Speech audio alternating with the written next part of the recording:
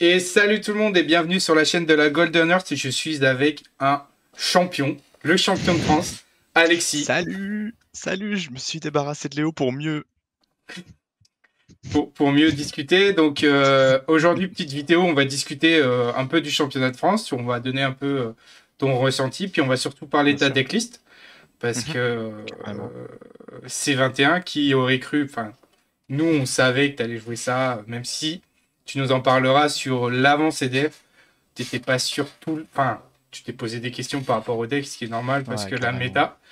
Mais du coup, C21, je pense que personne ne s'y attendait en dehors de la France. Enfin, parce que nous, enfin, Mm, en France, on ne connaît forcément par rapport à ça, mais oui. sur l'étranger, quand j'ai vu les réactions que C21 a gagné le France, ils se sont dit, what the fuck, c'est quoi cette méta, tu vois? Mais bah, on va dire que c'était pas le deck attendu dans la méta, quoi. C'est ça. Et puis bah voilà, on va discuter de tout ça. Allez, Carrément. petite intro.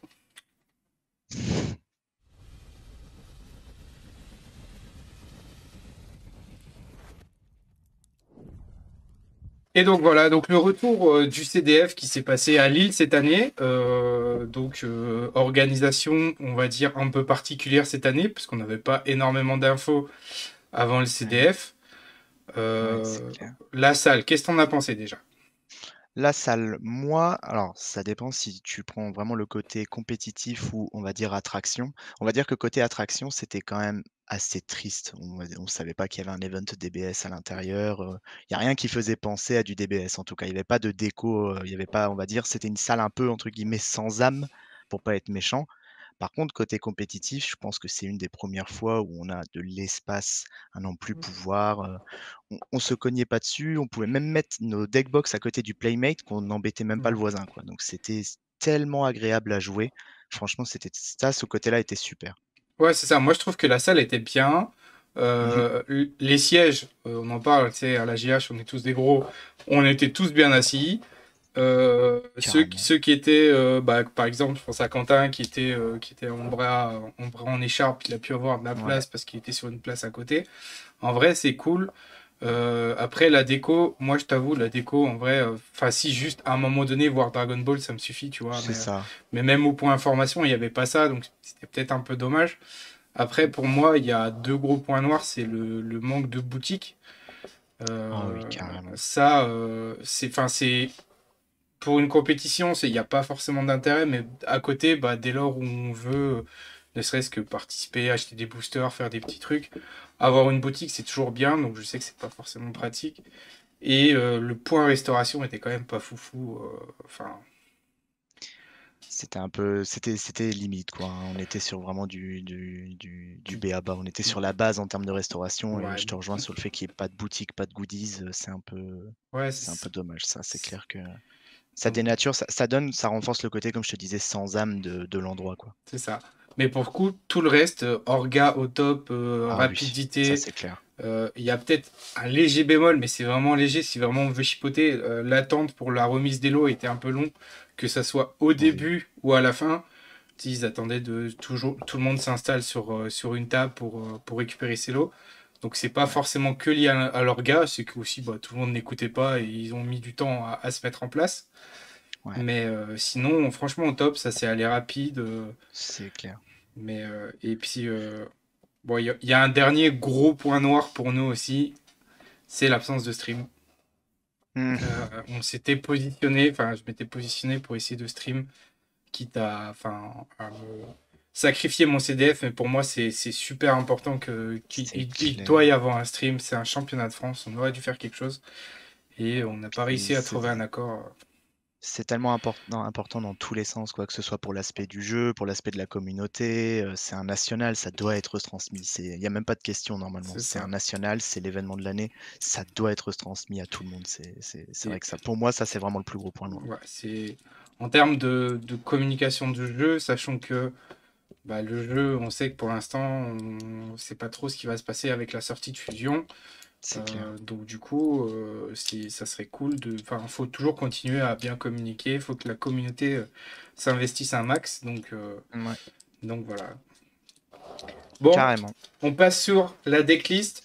Donc Alexis va vous parler de sa decklist. pendant qu'il va en parler, il va parler aussi un peu de tous ces match-ups.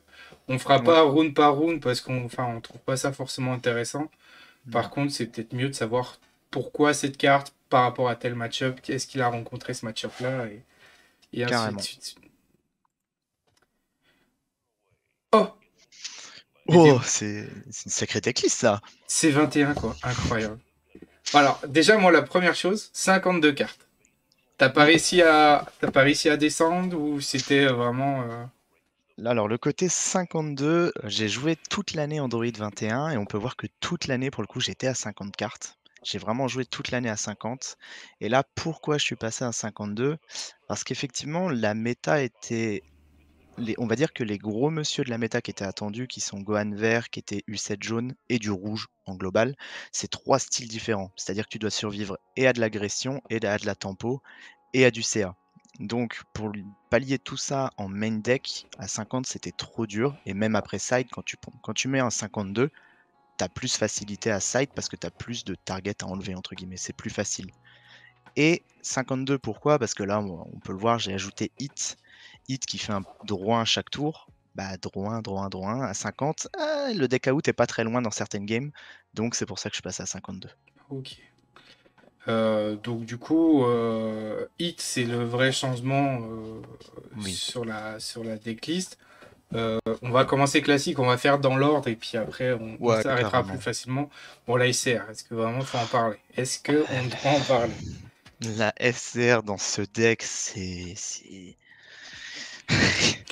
50 000, enfin 40K réplique, parce que bloqueur, ça n'existe pas, moi je tape.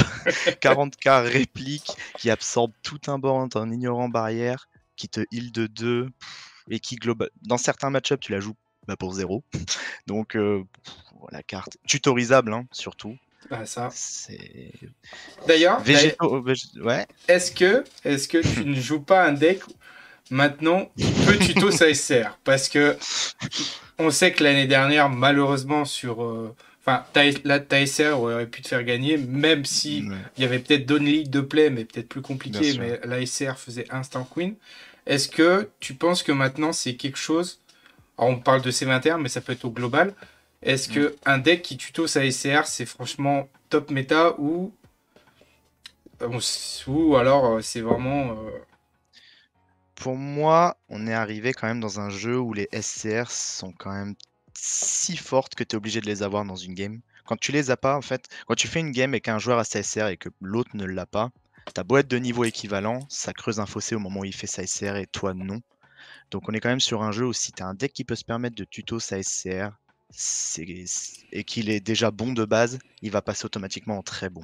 Tu vois, c'est si fort de pouvoir tutoriser sa SCR qui généralement quand tu peux tutoriser ta SCR, le deck te permet aussi de tuto les super combos. Donc à partir du moment où tu as les deux targets, c'est un avantage mais c'est abusé, vraiment. Et est-ce que tu as réfléchi, envisagé à un moment donné une haute SCR ou ça a toujours été ça et t'as jamais changé? Le fait que le deck te permette de la jouer éventuellement pour 0, ça fait que la SR pourra jamais bouger du deck. Ok. Pour le coup, elle est tellement forte dans ce deck précisément. Si tu devrais forcément la payer pour 4 chez toi, tu pourrais envisager une autre SCR. Par exemple, Hatch irait très très bien dans le deck. Mais le fait que tu puisses, elle, la payer pour 0, c'est trop fort. Bon, je suis d'accord. Mais comme ça, au moins, on a tous les. Moi, je vais poser les petites questions un peu, tu sais, Ah oui, vas-y, hein. les questions Profites-en, profites-en. du mec. Kat Senzu, pour ça, Ouais. c'est classique, même si des fois, il y en a qui jouent à 3 qui jouent à 4. Mais j'ai joué à 3 toute l'année, Voilà. d'ailleurs. Et je suis passé à 4 à cause tout simplement du retour du rouge fort aggro. Avoir un Senzu sur un tour de Jiren, c'est vraiment pas de trop, par exemple. Donc, ouais, Senzu, ça reste une carte incroyable. Des Jiren, t'en as rencontré beaucoup, pas du tout finalement. J'en ai rencontré 0 au final. Ouais, ok. Parce que du coup, ouais, effectivement, vu que tu parles de côté aggro, on sait que Jiren, ça peut vraiment aller très très vite. Et donc, du coup, le Senzu était là pour ça.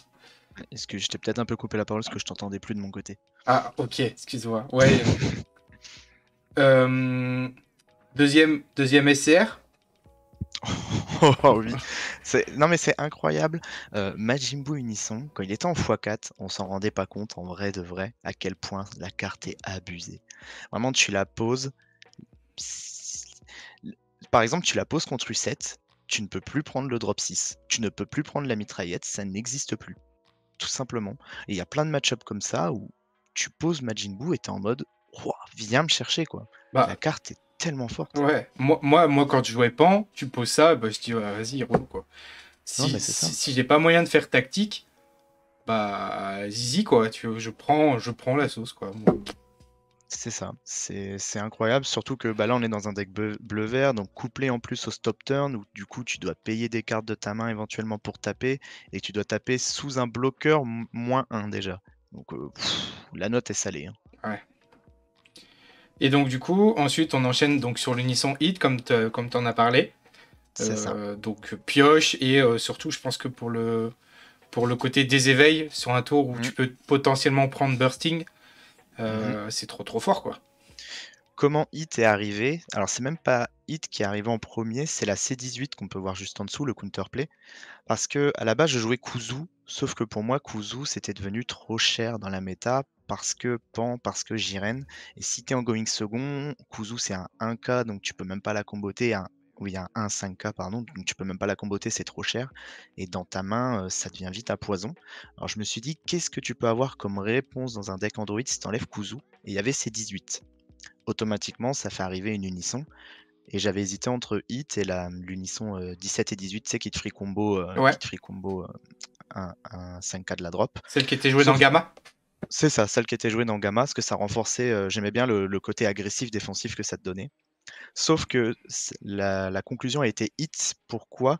Parce que U7, c'est un match-up très difficile, ça fait énormément de value. Tu ne peux pas, à la base, mon gameplay à 21 de toute l'année, c'était de noyer la personne sur mon CA et de en fait diminuer lui ses ressources au fur et à mesure pour au final venir à le tuer. Sauf que Pan, tu ne peux pas la noyer parce qu'au tour 6, elle a plus de cartes que toi. Et U7, ça fait de la value constante. Donc tu ne peux plus. En fait, les decks actuels, tu peux plus les noyer. Tu ne peux plus les empoisonner petit à petit. Et du coup, Hit te permet de le poser, de jamais taper U7. Donc lui ne fait pas sa value. Et toi, tous les tours, tu pioches. Ton leader éveillé, t'as pas besoin de taper pour piocher. C'est-à-dire que tous les tours, tu fais plus 2 sans avoir à taper sur U7. Et c'est pour ça que Hit est arrivé. Et en plus, comme tu l'as très bien dit, hein, juste -1, tu payes 2 énergies, tu déséveilles. Si tu déséveilles, tu prends pas Bursting Rage qui est joué dans 80% des decks méta Ouais. actuellement. Donc c'est très très bien. Hit est incroyable Et actuellement. peut-être aussi, on a peut-être moins vu comment il s'appelle? Le Black Smoke, finalement, il est Mm, moins présent, donc du coup, et puis surtout que c'est pas quelque chose qu'on siderait contre toi. c'est ça. Donc, mais c'est vrai que moi, j'ai pas vu beaucoup de Black Smoke. Alors, j'ai pas vu toutes les DL encore, mais Moi non plus, j'ai vu très très peu de Black Smoke et vu que c'est du BO1 pré-side, effectivement, sider Black Smoke contre Android 21, c'est quand même sacrément couillu. ouais. C'est que le mec, il a vu des trucs avant la Voilà, game, hein. voilà, on est d'accord. Ensuite, drop 5, donc la petite C18. Oui. Euh, donc elle, Pour moi, littéralement, la carte, elle a qu'un seul effet, c'est une énergie duocolore. Voilà, c'est tout. ok. Vraiment, c'est tout. 4 petites pans, bon bah ça c'est la mécanique du deck. T'en as donné combien tout le week-end? Pouah, un bon paquet. D'ailleurs, je salue notre cher ami Alex qui se souvient encore de son tour où il en a mangé 3 dans le même tour. Non, non, mais pense, c'est aberrant dans ce deck. Moi, j'ai longtemps pensé que il y a un moment, Android 21 était vraiment fort dans la méta, et j'ai toujours pensé qu'ils allaient errata le deck en interdisant de jouer Pan dedans. Par exemple, mettre une limite au Saiyan pour Pan, ou enfin faire Ou quelque un, chose avec un, Pan. un personnage SH, puisque c'est une SH. Par exemple, faire errata Pan pour pas toucher quand même un Piccolo SR qui joue très bien avec, mais en touchant Android 21 indirectement. Mais bon, le temps qu'elle est là, on en abuse, hein. La carte est forte offensivement, forte défensivement, parce que je peux l'utiliser pour mes stop turns, donc c'est incroyable. En plus, comme je dis, à chaque fois que tu dis je te donne la pan, il donne vraiment la carte. Donc en fait, il a prévu un stock de 60 pans parce que du coup, bah, je te donne, c'est donné, hein. Ah ouais, ouais, je reprends jamais les targets. Mais après, j'arrive à les reprendre parce que généralement, je te les donne pour les absorber avec la SR et me heal de 2, donc elles reviennent chez moi. Putain, reprendre c'est voler quand même. Ça vole bien, ça vole bien. Du coup, drop 4, le double frappe. Ouais. Je sais que certaines decklists ne le jouent pas tout le temps. Étant donné que toi, comme tu as dit, dès que tu as SR, tu agresses. Avoir un double frappe, c'est aussi dans cette optique-là ou il y a autre chose que le draw 2 le... 20 000 double frappe, c'est extrêmement bien pour agresser. Et draw 2, pareil, hein, contre U7, admettons, un match-up où on décide de pas taper, pareil, pour draw 2, tu poses la carte, tu draw 2, à toi. Donc tu fais une value, tu crées un board. Accessoirement, bah, toujours contre ce même U7, on va en revenir souvent, mais c'est un des gros decks de la méta, donc Ouais, toujours contre ce même deck, à la fin du tour, tu joues une battle. Et face à un deck qui joue pas énormément de battle, bah mine de rien, tu te set up une énergie jusqu'à la fin de la game, parce qu'elle va pas bouger, elle a pas de coup en combo. Donc la carte est très très cool, elle permet d'agresser fort, donc je vois pas pourquoi ne pas la jouer, surtout que généralement ce que tu aimes bien faire, c'est quand tu joues les pans et que tu lui donnes, elles sont en action, tu les utilises, tu joues ton drop 4, effet leader, tu relèves, tu SCR derrière, la value est infinie quoi, donc ouais. la carte est très très forte. Et du coup, tu as quand même rencontré des U7. Beaucoup. Ouais. Est-ce que du coup, finalement, à chaque fois que tu nous parles de U7, de toute façon, le plan que tu as eu en tête, tu l'as fait en game? À chaque fois, j'ai fait le même plan en game. Le plan de base reste le même, mais par contre, il évolue selon la game, parce que ça dépend aussi de la sortie U7. Il y a Ouais. des sorties de U7 qui lui permettent pas de faire vraiment une turbo pioche, un gros amas de pioche. Donc là, je peux me permettre d'agresser assez vite, parce qu'il pourra pas ramasser assez de ressources, il va devoir les cracher aussi très vite pour se défendre. Mais ça dépend vraiment des games. Ça dépend en fait tout simplement du U7. Moi, ma base de jeu reste identique, c'est-à-dire moi amasser beaucoup de CA pour le suivre quand lui va faire son burst de CA. Mais par contre, s'il n'arrive pas à faire son burst de CA, là je modifie mon gameplay pour aller le chercher assez vite. Ok. On passe sur le drop 8. Ouais. Le drop 8, c'est utilisé à 85% des cas comme un super combo tiers. Parce que bah, un 10k pour 0, c'est extrêmement fort. Mais tu as des fenêtres parfois où le jouer pour 8, ça reste extrêmement fort, extrêmement cool. Donc la carte est incroyable. Même pour 8, tu détapes 5 à la fin du tour. C'est trop fort. Par exemple, toute l'année, on m'a side des Culling pour éviter de jouer le Ouais. drop 8. Sauf que, bah, en fait, comme je te dis, dans 85% des cas, je le joue comme un super combo. Donc en fait, ça me fait rien de prendre des Culling pour le coup. C'est une fausse bonne carte en side. On peut se passer du drop 8, c'est ce que j'ai fait pratiquement tout le week-end d'ailleurs. J'ai dû le jouer. Je pense qu'honnêtement, j'ai dû le jouer 3, 3 fois maximum de tout le week-end. Ouais. C'est là où je pense ton gameplay change des autres C21 que j'ai pu voir, c'est que eux jouent souvent le drop 8, alors que Mm. toi, c'est vraiment. T'as tellement d'options avant que celle-là, Ouais, elle fait c'est ça. partie des dernières. Elle me permet vraiment de défendre avec un 10K très vite ou de mettre justement de l'agression. On revient sur la carte à gauche, mais quand tu tapes en 20 000 doubles et que tu mets un petit 10K dessus, bah 30 000 doubles, c'est fort quoi. Et toi, ça t'a rien coûté de la main parce que t'as draw 2 et même lui, tu l'as comboté pour 0, donc c'est trop fort. On en vient à une carte casse-noisette. Mm, tu m'étonnes. Là, avec sa petite tête, elle a l'air de faire la timide là, mais elle est pas timide dans celle-là, hein. Oui, et d'ailleurs, c'est là où j'ai beaucoup modifié mon gameplay parce que toute l'année, c'était aussi un énergie exhaust tiers, un anti-énergos tiers. Je l'ai presque jamais joué de l'année. Et là, il a fallu que je modifie mon gameplay parce que je jouais pas mal contre Léo qui jouait Pan, qui était donc Pan qui est un deck, comme j'ai dit, je pouvais plus l'empoisonner et ça agresse assez fort. Donc j'ai dû apprendre apprendre vraiment entre guillemets, mais j'ai dû Mhm. me forcer à jouer un peu plus la carte défensivement. Et il s'avère que c'est un vrai stop turn. C'est un vrai stop turn hein, quand tu la joues au bon moment, c'est extrêmement fort. Tu as même des plays, bah, Gohan Vert qui est toujours dans la méta, qui joue son Goku en premier, qui va te taper en 24 000. Et toi, c'est un tour où tu viens de rampe, donc tu as 2. Et si tu as 2 énergies, tu dis je paye 4, tu tues le Goku en ignorant barrière. Fin de tour du Gohan. Donc elle peut même se jouer dans ce sens-là, quoi. Donc si, c'est une vraie carte. Et elle est très très forte. Ouais. Et 25 000 doubles accessoirement, c'est C'est énervé ok, aussi. c'est ok. Ouais, ouais. Tu combos avec celle d'avant, là, tu t'as en 35 000 doubles. Ouais, c'est ça. C'est pour ça que vraiment l'autre, c'est qu'un super combo pour à mes yeux, parce que ça va très très vite à monter sur des frappes très intéressantes, quoi. Surtout qu'on va voir par rapport à tes super combos, de toute façon on le voit déjà, on peut même en parler. Toi, t'as mis vraiment 4 super combos bottom one. Mm. Ouais. T'as jamais envisagé d'autres choses, le détap ou ne serait-ce qu'un pioche J'ai jamais envisagé d'autre chose parce que ce super combo, comparé au super combo pioche, c'est un super combo 8 PV. Donc tu le fais vraiment quand tu veux. Et comme je t'ai dit, toute l'année, j'avais eu un gameplay où j'empoisonne petit à petit la main adverse. Ça rentre parfaitement dedans. Et contre des decks comme Gohan Vert qui sont très forts dès le début, mais qui se calment au fur et à mesure de la game. Toi, tu fais un burst de pioche aussi. Et lui toucher sa main en se défendant, il aime pas du tout. Il y a des decks comme ça qui n'aiment pas du tout. Donc non, je trouve que ce super combo est tellement, tellement fort. Je pense même que les joueurs Gohan joueraient celui-ci si ce serait un Saiyan tutorisable. Le message est passé. Jouez ça, les gars, jouez ça. Bon, 4D magique, c'est un classique, hein, on va pas en Ouais, revenir. classique. La Classique. carte est jolie. On a eu une belle version d'ailleurs, on n'a pas trop parlé des lots, Ouais, mais on a eu 2-3 lots. Les cartes sont assez jolies, je trouve. moi j'aime Euh, beaucoup aussi. la seule chose, j'aime un peu moins l'écriture de Mm. Championship final, là, mais sinon le reste. Ouais, le stamp est pas Mais sinon, terrible.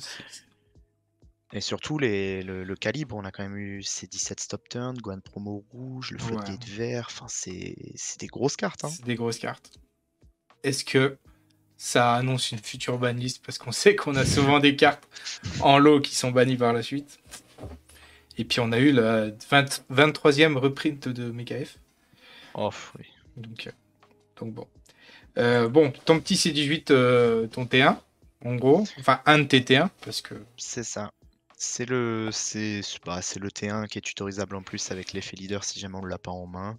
Et surtout, au cas où on rampe la SCR, on peut la récupérer. C'est surtout pour ça Et, qu'elle est toujours là. et si tu rampes un Dabra, Eh bah, tu pries, hein, justement top 8 en going second contre Gohan, tu rampes et j'ai rampe un Dabra et tu étais là. oh, la petite carte noire, oh, jolie. Ouh là là, je vais bien manger là. Mais bon, ça, c'est le petit côté aléatoire. Enfin, le seul, je pense que c'est peut-être le seul aléatoire de ton deck, Oui, c'est la rampe. Tout le reste, c'est ça. tu tuto, tu sais ce que tu fais, tu sais où tu vas. Par contre, le seul truc qui peut vraiment, entre guillemets, te poser problème, c'est ta rampe. Exactement. C'est ça. Ensuite, donc Super Corbeau, on en a parlé. Ouais. Donc du coup, le CP c'est 18.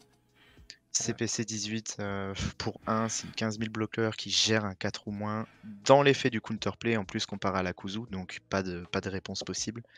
Et ça tombe bien parce que bah, le Goku qui burn PV chez U7, c'est un 4 ou moins. Ouais. Et il a limite 1. Donc si vous gérez le premier, vous savez que vous n'allez pas prendre de burn ce tour-ci. Et ça, retarder le burn, on aime bien parce que bah, dans Android 21, mine de rien, on doit pique ses PV pour faire effet leader en non éveillé. Donc on se descend très vite à 4, voire 3. Et ça fait un peu peur 3 PV hein, contre U7, on va pas se mentir. Donc si on peut retarder le burn, on aime beaucoup. Ok. Bon, bah, de toute façon, c'est la seule utilité vraiment.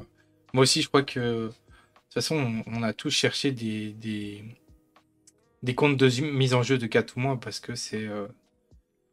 enfin, c'est le Goku barrière qui nous fait bien chier, quoi. Ouais, ouais, et puis il est si fort, hein. Ouais, Et barrière, comme tu viens de le dire. Hein, c'est donc ça. faut toucher en déflexion, quoi. 4C17, classique aussi, je pense. Oui, le contre est trop fort. On a une Z Battle au T2 dans le deck. Donc ça veut dire qu'il est actif à partir du T2. Si on est éveillé, bien sûr, si on s'éveille dans le tour, parce qu'on est full tap, mais on a compris quoi. Ouais, ça veut dire que vraiment au T2, on a un floodgate pour 1 qui est actif. Et surtout, accessoirement, ça sert aussi de contre, parce qu'en phase non éveillée, on ne peut pas utiliser d'extra, donc Dimagic n'existe pas. Si on veut negate une frappe un peu chiante, on a toujours ces 17 en début, ou par exemple, si tu es installé avec Hit, le joueur U7, tu peux toujours C17 pour negate son attaque leader et qu'il fasse vraiment 0 CA. Mm. Donc c'est cool. C17, la carte est trop forte de toute façon. Alors, 3 pilafs. Ouais. Est-ce que 4 aurait été aussi un bon ratio, ou notamment contre U7, parce qu'on sait que pouvoir enlever ses combos, ça peut être chiant. Est-ce que ça t'a manqué ou pas?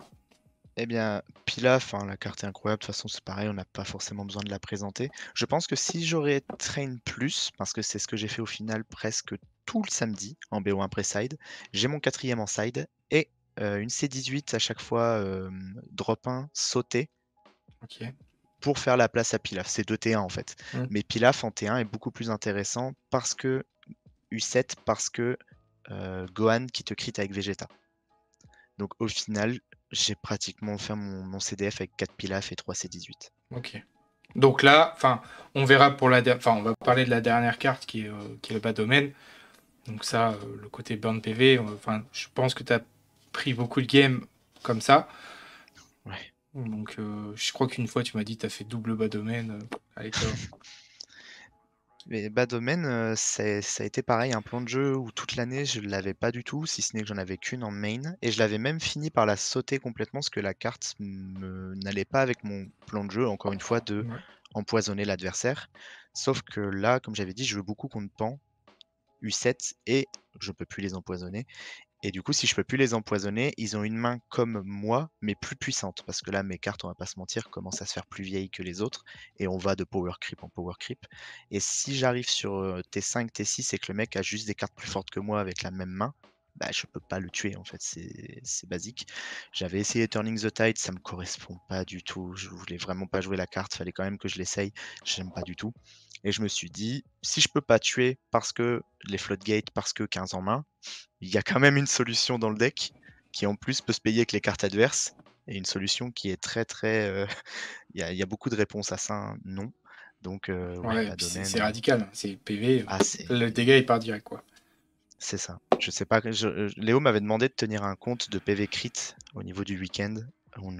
Je pense que j'en ai au moins crit au minimum 30. Ouais. Donc ça a été un très bon call, je pense, les 3 bas domaines, ça a été incroyable. Donc, du coup, là, sur ton main deck, est-ce que tu changerais quelque chose en ayant analysé, sans parler du side encore, mais juste sur ton Mhm. main? Est-ce que du coup tu passes à 4 Pilaf et 3 C18 ou est-ce que tu changes d'autres choses? Je pense que ouais, déjà demain, si je devais rejouer le deck, effectivement, Pilaf passera en 4 et C18 en 3. Mais par contre, là, franchement, de tête, je vois pas réellement ce que j'enlèverais pour le coup. Ouais, c'est que Là, c'est que ta decklist était plutôt moins bien prête, juste à voilà, une carte près finalement. oui, c'est ça. Par exemple, le retrait de Kuzu ne m'a pas du tout manqué durant le week-end. L'ajout de bas domaine m'a fait le même sentiment que Kuzu en main, c'est-à-dire une semi-brique qui coûte 1 d'énergie. Mais là, mon deck est moins énergivore dans le sens où je joue plus que 2 C18, tu sais, en haut énergie exhaust, et que j'ai 4 Senzu, 4 d'Imagic comparé à avant. Donc non, j'ai pas ressenti, je me suis pas dit: «Oh si j'avais ça» ou «Si j'avais pas ça» justement. C'est qu'en vrai le deck me convient comme il est. Et bah parfait. On va passer donc du coup hop, donc le Z deck. Ouais, Le Z deck, je pense qu'à part la Z extra, tu restes sur un Z deck assez classique. c'est ça. La Euh, petite modification, c'est que je suis passé aussi en x3 du drop 4 ouais. parce que j'étais parti sur un principe de turbo ramp quand je pouvais le faire. Parce que comme je l'ai évoqué juste avant, mes cartes se font plus vieilles que les decks méta maintenant. Donc comment tu fais pour pallier à ça? Bah, tu noies ton adversaire avec ton avantage d'énergie pour les sortir plus rapidement. Mm. Donc c'est pour ça que je suis passé en x4, en x3 pardon, sur celle-là. Donc c'est le trop fort. Très bonne carte hein, pour les decks aggro, les Jiren, les pans, hop, plus de board. Miam C'est miam. ça. Et taper en crit accessoirement, c'est intéressant. Ouais. Surtout que toi, des fois, sur certains decks, tu peux avoir carrément l'effet d'avoir la triple crit. Ouais, Euh, Bah dis donc, on va peut-être s'arrêter là, hein. ouais, c'est pas mal. Et donc ton side, bon, Dabra. Dabra, Mm. hein, on sait, une bonne carte pour ramp. Mais sinon, sinon, quelle était l'utilité? Draw. Bah, Gohan Vert, en vrai, mine de rien, ça reste un match-up très difficile. Et sauf que quand tu analyses bien le deck Gohan Vert et que tu connais sa range, tu sais qu'à partir de son T4, eh bien, le deck n'effectue plus beaucoup d'actions. C'est-à-dire que tu dois te focaliser sur gérer le drop 8, gérer le leader. Le reste, c'est des attaques de bobo, tu pas besoin de Ouais. réfléchir à ça. Et comment tu gères le drop 8? Tu fais un petit 10 magique d'Abra, tu as fait du -0 sur son attaque.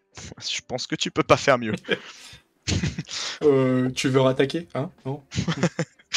Donc ouais, Dabra, c'est obligé de l'avoir sur le match-up. Mafuba.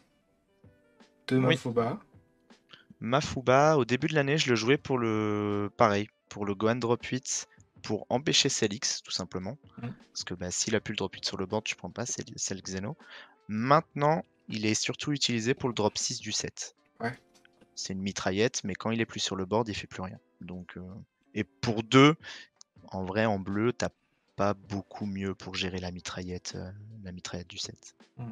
Surtout que tu peux te faire une dîme, tu détapes 2. Oh, 2 pour Mafuba, tiens, bizarre. Voilà, ça va très vite. Ensuite, donc celle-ci, le petit critique bloqueur en compte de mise en jeu. Ouais, ça je pense que c'est la carte du deck la plus broken. Non pas par ses effets, quand tu lis la carte, tu te dis OK, mais par la mécanique du deck qui est justement de payer les cartes adverses parce qu'on voit qu'elle coûte 4 et 3 pastilles bleues. C'est-à-dire que tu as une pastille neutre et si tu la joues en counter window 2, tu peux tout simplement payer la carte que le mec vient de jouer. C'est-à-dire que si Gohan joue son drop 8, tu dis bah, accessoirement je vais coucher ton drop 8 et 3 énergies et tu joues un bloqueur 20 000 crits qui te draw 1. On parlait de gérer le drop 8 de Gohan. Je pense que là, on peut pas faire mieux pour gérer le drop 8. Ça va. Et ça se rentre aussi, j'en rentrais aussi contre U7, la même raison. Goku burn, il faut qu'il passe en inertie pour te burn. Mm. Bah, si toi tu le mets en inertie, il peut pas te burn. Le petit Kamea. Bon, Je, je pense que c'est ma carte préférée en vrai, hein. Ça fait 1 an déjà au CDF de l'année dernière, je l'avais dans mon side. ok. Genre, c'est une de mes cartes préférées. Je suis un joueur qui joue beaucoup CA et contrôle de ressources. Avoir un contre illimité pendant toute la game, je demande pas mieux, hein, c'est Bah, trop fort. puis c'est un kit coup, hein. Rendez-nous Bah oui. kit coup. Moi, je reveux un deck kit coup. Ensuite, bon, l'unisson tapion. Pareil, ça, c'est contre Gogeta, c'est trop bien, hein.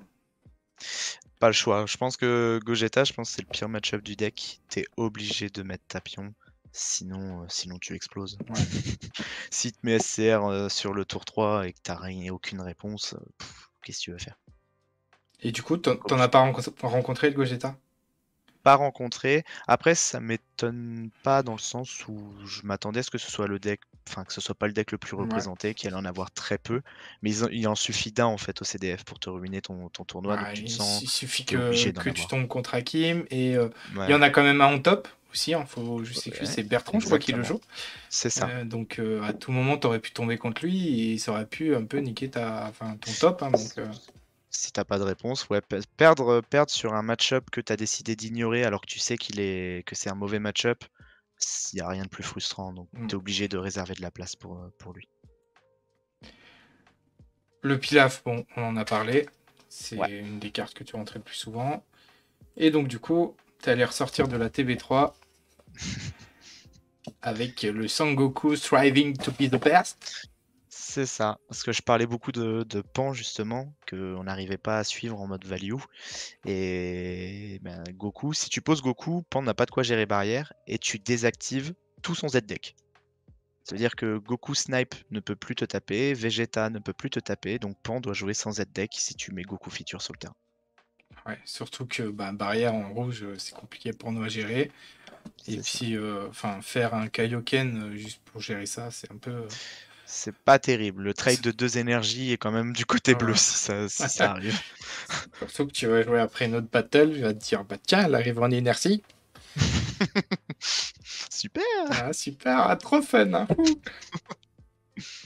Et donc, et ben voilà. Donc c'était la dernière carte du site. C'est Euh, ça. bon, ben, et classique, du coup, la suite, le, ça sent, ça sent Los Angeles, je crois.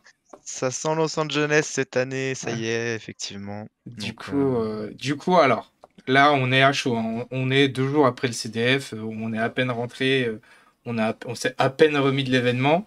Est-ce mhm. que tu commences à réfléchir? Est-ce que tu te dis, est-ce que j'amène ces 21 au World parce que voilà, ou tu te dis, bon, on va voir. Il y a quand même honnêtement de grandes chances que j'amène C21 au World, vu que c'est quand même le deck que j'ai joué toute l'année, que je connais du coup, si, entre guillemets, à la perfection. Quand même de grandes chances que ce soit le deck que j'amène. Après, on verra bien ce que font les autres régions. C'est dur à anticiper le genre de méta world parce qu'il n'y aura pas une méta à tant soit peu parler. C'est vraiment chacun qui va amener son petit deck fétiche, son petit deck qu'il ressent. Donc si ça tombe, en fait, il n'y aura même pas de U7, il n'y aura même pas de Gohan vert.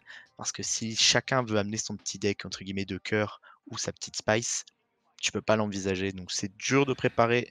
Pour moi, là, à chaud, hein, bien sûr, c'est dur de Pardon. préparer une méta world. Alors, vaut mieux préparer son deck comme il faut, avec des plans de jeu comme il faut, plutôt que vraiment adapter son choix par rapport à une méta qui n'est pas snipeable en fait.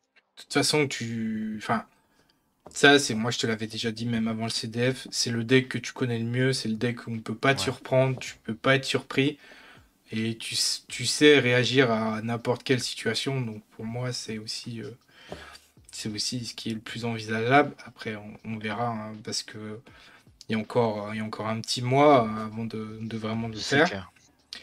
Et du coup, deuxième question, parce que j'ai vérifié, je suis allé voir tout à l'heure. Cette année, a priori, le gagnant, encore une fois, va pouvoir retravailler avec Bandai pour une carte. Oui, j'ai vérifié aussi tout à l'heure.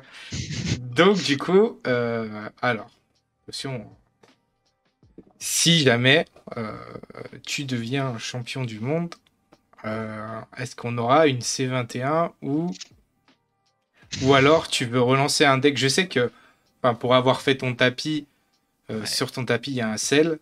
Est-ce Mm. que si tu voudrais relancer peut-être plutôt côté sel, parce que tu sais que en général, le deck qui gagne peut-être les Worlds, il y a de fortes chances qu'il soit touché. Est-ce que Mm. tu partirais sur une mécanique de relancer un leader, comment dire, une chaîne, ou tu partirais sur quelque chose pour conforter ton deck que tu as gagné et te dire, même si elle n'est pas jouable, je prends en compte mon deck et du coup je fais une C21. C'est ça. En vrai de vrai, si on est sur un monde où on nous laisse vraiment notre libre choix, dans tous les cas, à 100%, ce serait sur un Android, vu que c'est vraiment mes persos préférés sur DB. Et effectivement, Cell, c'est mon personnage préféré. Donc, dans un monde où je suis champion du monde, soit ce serait une Android 21, parce que l'année que j'ai fait avec, c'est juste exceptionnel, et vraiment pour marquer le truc, ce serait une Android 21. Que ce soit dans ce deck-là ou dans un des deux autres, parce qu'elle a trois archétypes tout de même différents et des mécaniques différentes, je choisirais Android 21. Ou alors, ça risque d'être Cell. Mais j'aimerais, s'il te laisse vraiment hein, le total choix, que ce soit un Cell version Staple et pas un renfort d'archétype Cell parce que malheureusement, je trouve que tous les gameplays Cell sont vraiment pas intéressants dans le jeu. Donc, je préférerais une Staple qui serait jouable plus facilement dans un deck plutôt que renforcer une mécanique qui m'intéresse pas. Bah écoute, un petit sel quand tu le combo qui donne double frappe, pastille rouge, ça me va. Ouais, mais il y a forcément des trucs à faire sympas, c'est sûr. Et ouais, en tout cas, ça serait sûr à 100%, ce serait un Android. Là, il n'y aurait pas de doute là-dessus. Et ben cool. Bon bah et voilà la decklist d'Alexis comme vous avez vu avec ses ressentis sur le gameplay. Ouais. Donc n'hésitez pas si vous avez des questions dans les commentaires directement, vous pouvez poser n'importe quelle question, on essaiera d'y répondre le plus rapidement On sera là possible. pour y répondre, c'est clair. Et puis du coup, bah, qu'est-ce qu'on peut te souhaiter maintenant? Parce que comme je te l'ai dit, cette année c'était vraiment ton année. Ça me fait plaisir en plus de dire que euh, celui qui a été le plus constant sur l'année soit récompensé au CDF. L'année dernière, on sait que par exemple Quentin avait gagné Ouais, d'événements aussi et malheureusement il n'est pas allé jusqu'où il aurait pu ouais, aller. ouais.